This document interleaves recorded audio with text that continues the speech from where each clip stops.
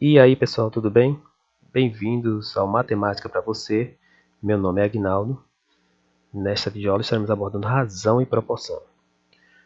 Se você domina bem esse assunto, você vai ter facilidade em resolver problemas com porcentagem, juros simples, regra de 3 simples e composta. Tudo bem? Mas antes, se inscreva em nosso canal e a cada semana estaremos postando conteúdo novo para você. Ok? Então vamos lá. Então, iniciando nossa aula, nós estaremos dividindo esta videoaula em 5 partes. Na primeira videoaula, nós estaremos abordando conceitos de razão e proporção, razão entre duas grandezas da mesma espécie, razão entre duas grandezas de espécies diferentes, razão escrita na forma percentual, proporções e suas propriedades. E na videoaula estaremos resolvendo problemas envolvendo razão e proporção, na segunda videoaula. Na terceira videoaula, problemas envolvendo regra de 3 simples e composta. Na quarta videoaula, divisão em partes diretamente e inversamente proporcionais. E, por fim, porcentagem na quinta videoaula. Tudo bem? Então, todos esses assuntos estão relacionados com razão e proporção. Ok? Então, vamos lá. Vamos iniciar nossa videoaula com conceitos de razão e proporção. Bom, nós temos aqui razão. Razão define-se como razão entre dois números quaisquer, o quociente entre o primeiro, que nós chamamos de antecedente, e o segundo número, que nós chamamos de consequente. Tá? Pode ser representado da seguinte forma, A sobre B. E o B tem que ser diferente de zero, porque não existe divisão por zero. Ok? E nós lemos A está para B. Também podemos escrever dessa forma, A está para B. A está para B. Chamamos de antecedente o A e o B consequente. Podemos chamá-los também de primeiro termo e segundo termo. Ok? Bom, se é uma razão, então nós temos um quociente, né? Se nós temos a divisão, se razão é a divisão, nós temos um quociente entre dois números. Você concorda comigo? Então, vamos lá, vamos ver algum exemplo aqui, né? Quando dizemos que 8 em cada 10 brasileiros não gostam de matemática, podemos escrever dessa forma, 8 em cada 10. E podemos representar também em porcentagem, né? 80% dos brasileiros não gostam de matemática. Aqui está, né, a razão também sendo aplicada na estatística, na física estatística, ok? Mais um exemplo aqui. Em uma turma do 7º ano, com 32 alunos, 12 eram meninos e 20 meninas. Assim temos as seguintes razões. Podemos estabelecer razões aqui entre esses valores aqui. Bom, razão entre meninos e meninas, nós temos a cada 20 meninos, nós temos 12 meninas. 20 meninas, 12 meninos. Simplificando aqui, 5 meninas e 3 meninos. A cada 5 meninos, 3 meninas. Podemos também estabelecer relação entre meninas e meninos. Então, fica, se eu tenho 20 meninas e 12 meninos, simplificando, fica 5 terços. A cada 3 meninos, nós temos 5 meninas. Aqui está uma razão. Bom, podemos também estabelecer relação entre meninos e o total de alunos. O enunciado diz que nós temos 32 alunos e 12 meninos. Então, 12 meninos e no total de 32 alunos, 12 são meninos. Claro, o restante meninas, né? Então, simplificando isso aqui, fica a cada 8 nós temos, total de 8 nós temos 3 meninos. Agora, a razão entre meninas e o total de alunos. Então, o total de alunos e meninas. O enunciado diz que nós temos 20 meninas e 32 alunos. Total. Então, do total de 32 alunos, 20 são meninas. Simplificando aqui, no total de alunos de 8, nós temos 5 meninas. Ok? Então, está aí uma definição de razão. Prosseguindo, então. Bom, a razão também ela pode ser aplicada na área da geometria. Aqui nós temos duas figuras geométricas planas, né, dois quadrados, de lado 8, outro de lado 4. E nós podemos estabelecer a razão entre eles. A razão do lado do quadrado maior e o lado do quadrado menor é de 8 para 4. Note que nós temos razão entre duas grandezas de mesma espécie, ou seja, centímetro e centímetros. As unidades medidas são de mesma espécie. Logo nós podemos cortar, né, dividir 8 por 4 dá 2 e cortar, anular as medidas. Nós ficamos só com 2. Tá? Então, mas também poderia estabelecer a relação entre 4 e 8. A razão entre o quadrado maior e o quadrado menor. O quadrado maior ficaria no antecedente e o quadrado menor no consequente. Simplificando, daria meio. Tudo bem? Então, vamos lá, prosseguindo. Agora, a razão entre duas grandezas de espécies diferentes. Antes nós fizemos razão entre duas grandezas de mesma espécie, ou seja, com a mesma unidade de medida. Como um exemplo aqui nós temos velocidade média. Olha, nós sabemos que velocidade média ela estabelece uma relação entre distância e tempo. Então nós temos aqui um carro percorre uma distância de 500 km em 5 horas. Qual a velocidade média desse veículo? Então, a velocidade média é igual a distância dividido pelo tempo. Bom, velocidade média é igual a 100. Note que 500 dividido por 5, né, como razão é uma divisão, 500 dividido por 5 dá 100. Note que as grandezas continuam, 100 km por hora. Quilômetro e hora permanece aqui, não é igual aqui. Porque aqui nós temos razão entre duas grandezas de espécies diferentes. Tudo bem? Entendido aí? Então vamos lá, continuar então. Razão escrita na forma percentual. Note que a relação que nós temos de razão entre razão e percentagem. Toda razão escrita sobre A sobre B, na qual B é igual a 100, pode ser escrita na forma de taxa percentual. Por exemplo, 7 sobre 100. Isso aqui é o mesmo que 7%. 7 sobre 100, 7%. 53 sobre 100, 53%. 9,5 por 100, 9,5%. Isso porque nós temos o consequente 100, né? 100 no denominador, ok? Mas existem casos que não apresentam denominadores 100, é o caso aqui de 1/4. Mas note que existe, eu posso transformar isso aqui em uma fração equivalente e multiplicando tanto em cima como embaixo pelo mesmo valor. Note que eu posso multiplicar em cima e embaixo por 25, eu obtenho 100 no denominador, onde eu queria chegar. 4 vezes 25, 100. 1 vezes 25, 25. Isso aqui é igual ao mesmo que 25%, que é igual a isso aqui. Tudo bem? Nesse caso nós podemos fazer isso aí. Mas nesse caso aqui nós não podemos fazer isso. Porque não existe um número que eu possa multiplicar para chegar a um denominador 100. Mas eu posso dividir 1 por 3. Dividindo isso aqui 1 por 3, eu chego a 0,33, uma dízima. Aproximando, chegamos a 0,33. Bom, isso aqui eu posso escrever dessa forma, 33 sobre 100. Né? E nós podemos dizer que isso aqui é 33%. Então chegamos a um denominador 100, dessa forma. Então está aí, a relação entre razão, né, e percentual e porcentagem também. Tudo bem? Vamos lá, então prosseguindo. Bom, proporção.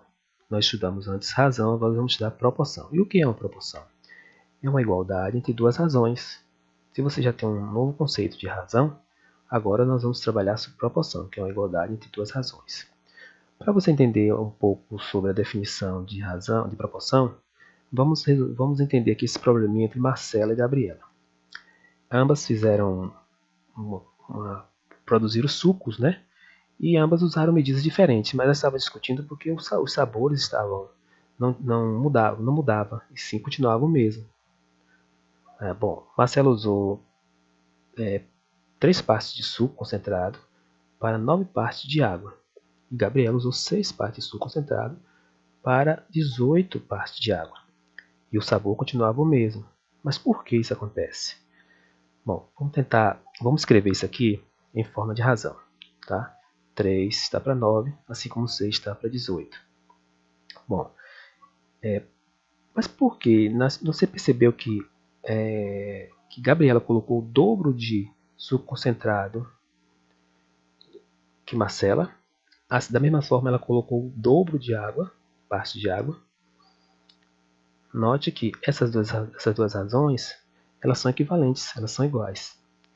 Note que se eu simplificar 3 e 9, eu chego a 1/3. 3 por 3 dá 1, 9 por 3 dá 3. Se eu simplificar aqui também, eu vou obter também 1/3. 6 por 6 dá 1, 18 por 6 dá 3.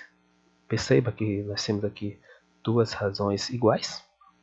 Bom, se elas são equivalentes Então, se há uma igualdade entre as duas razões, é uma proporção. Tudo bem? Por isso que o sabor não muda, porque à medida que ela dobrou a parte de suco concentrado, que a Gabriela dobrou, ela dobrou também a parte de água. E ela poderia também triplicar na parte de suco e triplicar também a parte de água. E o sabor continuaria o mesmo. Ok? Então tá aí mais um conceito de proporção. Prosseguindo então. De uma maneira geral, podemos indicar uma proporção assim. A está para B, assim como C está para D. Ou A está para B, assim como C está para D. Nessa mesma ordem. Bom, nós temos que A, B, C e D são denominados termos. Então tem o primeiro termo, o segundo termo, o terceiro, o quarto termo. Entenda. O B e o C são meios, B e C, e o A e D são os extremos. Tudo bem? Bom, A e C nós chamamos de antecedentes e também de consequentes. Guarde bem esses nomes, porque nós vamos precisar para entender melhor o assunto. Tudo bem? Então vamos lá. Primeiro termo, segundo, terceiro termo, quarto termo. Antecedentes e consequentes. Meios e extremos. Tudo bem? Observação. O quociente entre A e B e o quociente entre C e D é uma constante K. Ou seja, se isso aqui é uma proporção, ou seja, a divisão desse antecedente com esse consequente vai dar o mesmo resultado que esse antecedente e esse consequente. Nós chamamos de constante proporcionalidade, K. Ok? Então vamos lá. Propriedades das proporções. Em toda proporção, o produto dos meios é igual ao produto dos extremos. Bom, nós vimos no slide anterior que o produto dos meios e extremos. O produto dos meios é igual ao produto dos extremos. Então temos aqui os extremos igual ao produto dos meios. Vamos ver assim, um exemplo prático. Nós temos aqui uma razão e outra razão. E é uma igualdade entre essa razão e essa razão. Se há uma igualdade entre as duas razões, nós temos uma proporção. Tudo bem? Então, os meios, produto dos meios, 2 vezes 5, é igual ao produto dos extremos, 10 vezes 1. Concorda? Isso aqui é igual a isso? Então, aqui está. Essa propriedade é a propriedade fundamental das proporções. Tá? Vamos à segunda propriedade. A soma ou diferença dos dois primeiros termos está para o primeiro ou segundo termo, assim como a soma ou diferença dos dois últimos termos está para o terceiro ou quarto termo. Parece um pouco confuso, nós vamos aqui ver um exemplo. Então eu tenho aqui duas razões. A soma do primeiro e segundo termo, A e B, está para o primeiro termo ou segundo, mas vamos ver esse exemplo cá. Assim como a soma do terceiro e quarto termo está para o terceiro termo. Note que nessa soma, quem está no denominador são os antecedentes. Ok? O denominador está no antecedente. Bom, aqui nessa outra soma, os denominadores temos os consequentes. Então essa propriedade só é válida se você obedecer essa regra, né? Soma ou diferença. Antecedentes, antecedentes, consequentes, consequentes. Ok? Vamos ver aqui um exemplo prático aqui. Então temos duas razões e uma igualdade dessas duas razões. Então vale essa propriedade. Vamos aplicar aqui. Então a soma do primeiro e segundo termo está para o primeiro termo, assim como a soma do terceiro e quarto termo está para o terceiro termo. Note que o primeiro, o 1 e o 5 são os antecedentes, estão aqui em denominadores. E você observou que essa razão aqui gerou 3? Ou seja, o quociente aqui gerou 3. 3 aqui, 3 aqui. Bom, aqui foi a soma, né? Nós exemplificamos aqui a soma. Vamos exemplificar agora a diferença. A diferença entre o primeiro e o segundo termo está para o segundo termo, que é o consequente. Assim como a soma do terceiro e quarto termo está para o quarto termo, que também é o consequente. Né? Se eu usei o consequente aqui, eu tenho que usar o consequente aqui. E o resultado disso, chegamos a menos meio, menos meio. Tudo bem? Então, tá aí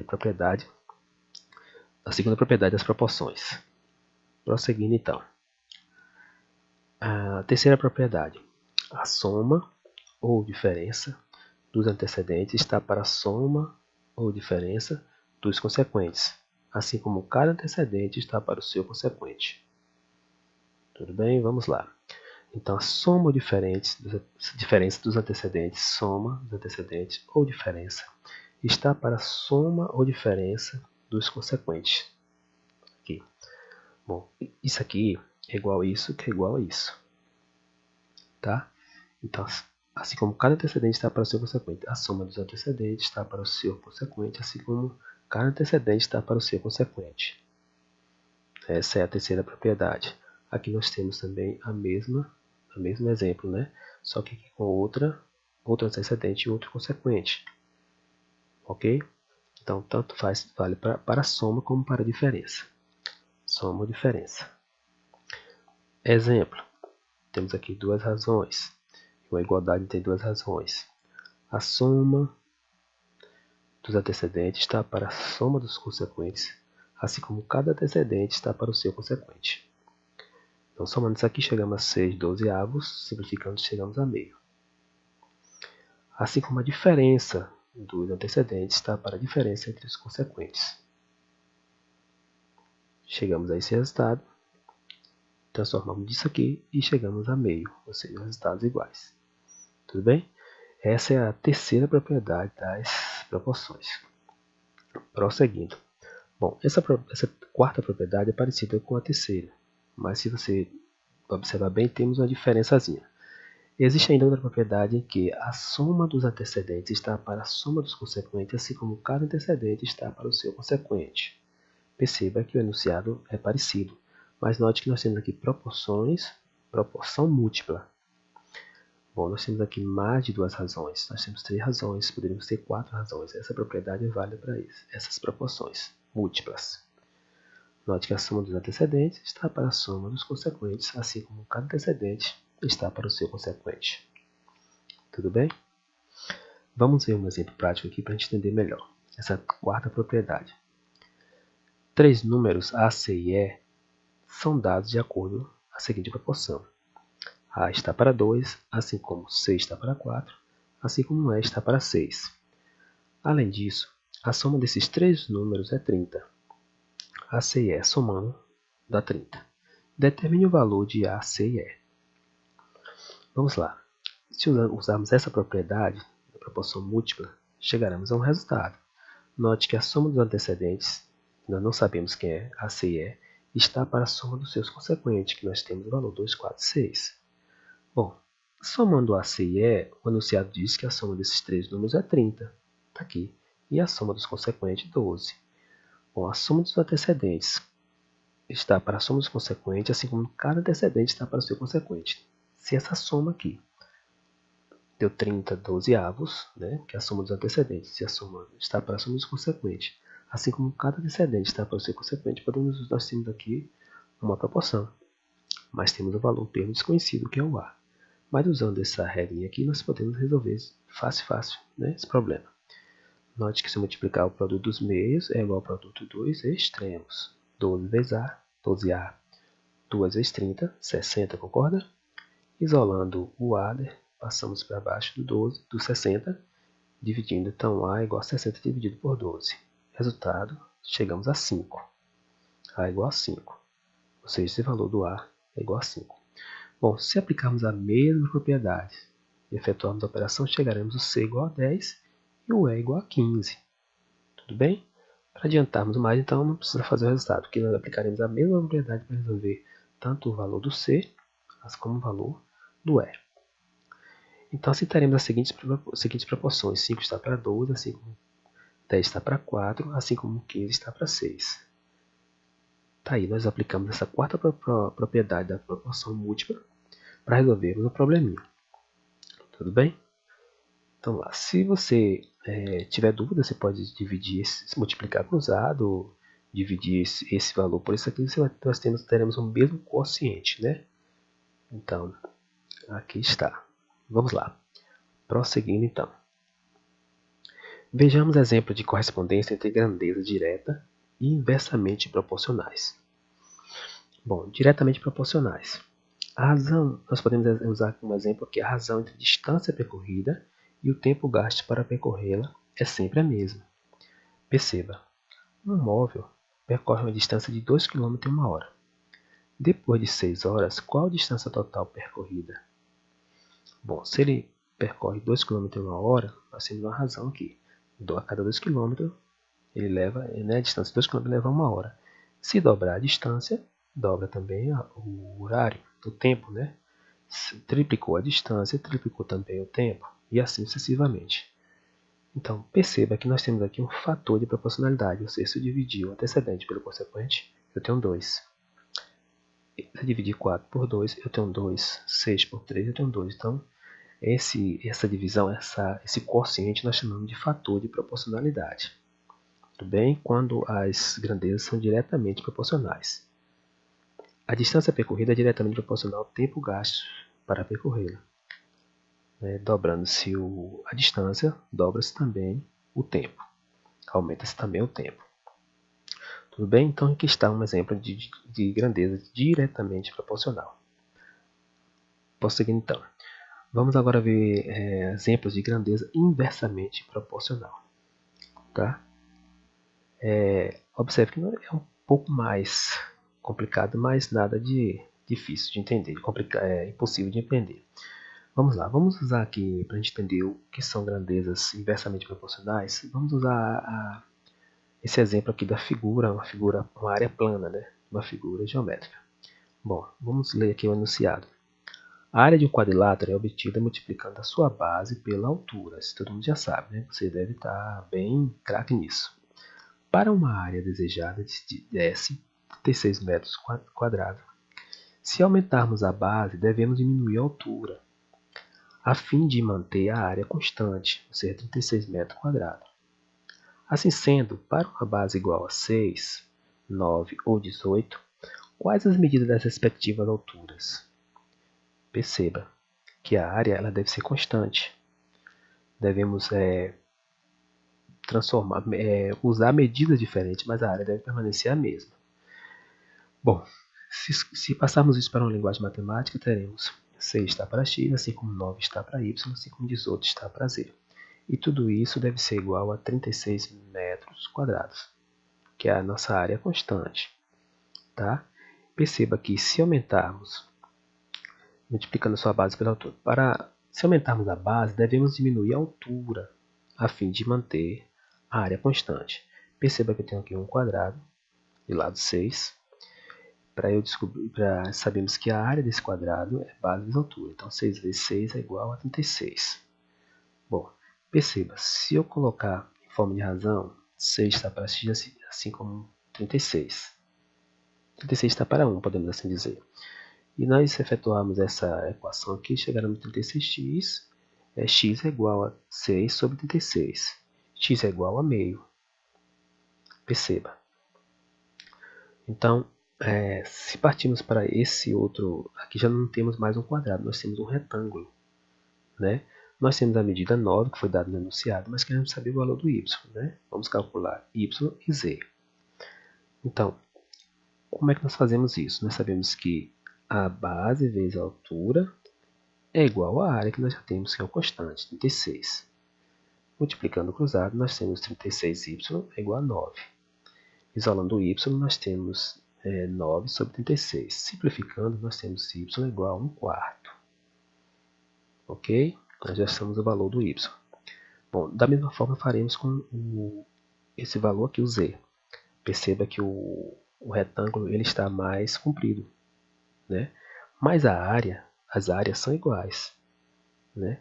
Se aumentarmos um lado, devemos diminuir o outro para mantermos a proporção. Ou seja, à medida que aumentamos um, diminuímos o outro. Aumentamos um, diminuímos o outro, desculpa. Então, nós chamamos de proporção inversa. Ou seja, aumenta-se um, diminui-se o outro. Ok?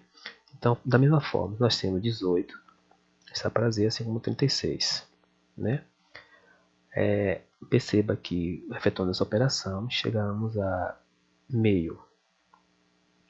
Então, escrevendo dessa forma, nós temos aqui uma proporção inversa. 6 está para 1 meio, assim como 9 está para 1/4, assim como 18 está para meio. Tudo isso é igual a 36. Então, isso é uma razão Isso é uma proporção inversa. Não sei se deu para você entender, né? À medida que aumenta-se uma grandeza, diminui-se a outra, ok? A fim de manter-se a proporcionalidade. Note que a área do quadrado permanece a mesma, né? Se aumentarmos a base, devemos diminuir a altura, a fim de manter a área constante, né? Ou seja, aumenta-se uma base e diminui-se a altura. Você perceba que aqui nós tínhamos 6, passamos a ter menos, né, um valor menor. Aqui, da mesma forma, aumentou-se a base, diminuiu-se a altura. Ok? Então, uma razão inversamente proporcional. Tudo bem? Bom, continuaremos na próxima aula. Se você tiver alguma dúvida, deixe o seu comentário. Se inscreva no nosso canal, que toda semana estaremos postando um conteúdo novo. Deixe o seu like aí, né?